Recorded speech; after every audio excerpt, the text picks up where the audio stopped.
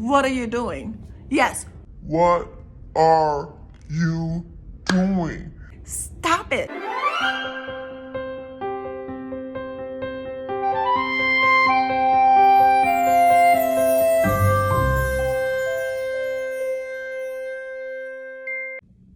Hi guys, back with another video. My name is Carly, for those of you who do not know. Stop thinking about him. Yes, you.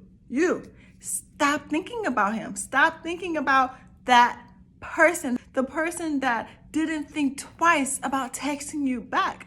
I can count on my fingers time and time again after I have told other women this.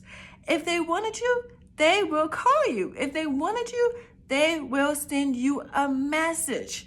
If they're not doing that, then they're either playing games. And if they're playing games, they literally just don't want you. And I know at times, us women, we can get caught up. Even if a guy is watching, this could be for you. Stop calling her. Stop thinking about her. Because time and time again, you keep calling that person, they're not calling you back. You left 6 voice messages and you still haven't heard back from that person. So you are worth it. Yes, you are worth it. Now, my testimony, because I have so many of them.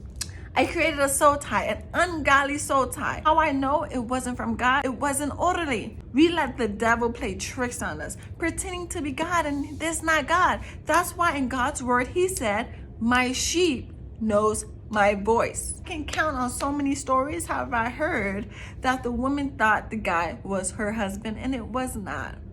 You think that is God telling you that that's your husband, and it's clearly not, because of the actions will follow along behind it. And then he would treat you right. Pray, fast, seek God's help. Now, he could say he like you. He could say he want you. He could say he love you. He could say all these beautiful things in your ear. But then if his actions isn't followed by words, then sis, what are you doing? Yes, what are you doing? Stop it. So back to the story. I created a soul tie, and clearly I gone in way over my head thinking this is it. He's the one. He's amazing. He's just my husband. Yes, it's him. God told me. I had a dream. I had a vision. No, sis, because it was from God, it would have came to pass. He is a God of order. He is not going to bring you a married man. He's going to bring you a man after his own heart. Let me say that again. He's going to bring you a man after his own heart, after God's heart. If you find yourself doing way too much, it's not it. If you find yourself talking, texting first, calling first, time and time again, and you can clearly see that he's not putting worth the time and the energy at the same amount you're putting, if not more, then it's not it. If you find yourself trying too hard, then it's not it. Because when it is it, you just have to be yourself. The guy that's interested is consistent. You have to be willing to walk away.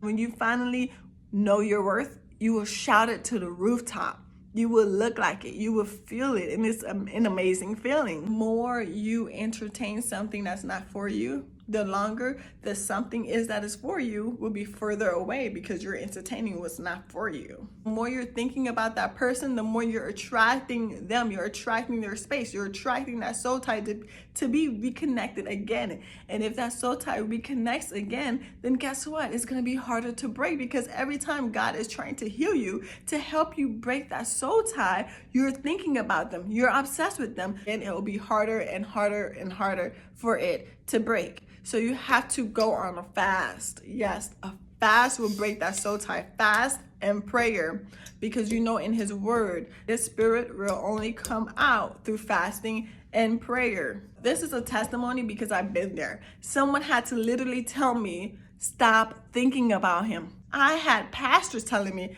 hey, this bro don't want you. I had sisters telling me, hey, this guy does not want you.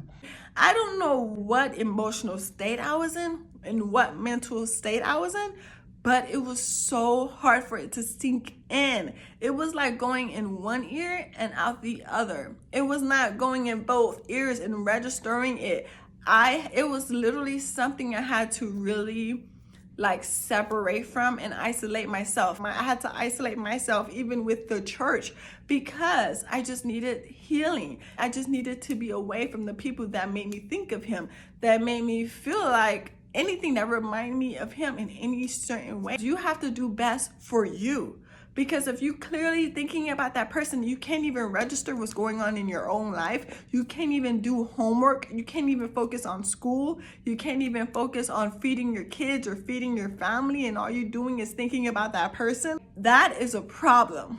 That is an ungodly soul tie. So if people are still healing from breakups that happened years ago, imagine a breakup that happened last year or 2 years or 3 years, a divorce that happened 5 years ago. Healing is a journey. It's a long marathon. Healing never stops. Literally, everything is a lesson, and you will keep receiving that lesson until you pass the test. Stop thinking about that person because you're not doing yourself any favors by thinking about that person. If there's stuff to do, there's homework to do, there's a blog to record, there's a book to write, there's tasks to be done, there's a job to be done. You are worth it. Thank you for watching this video, and I pray you guys have an amazing day.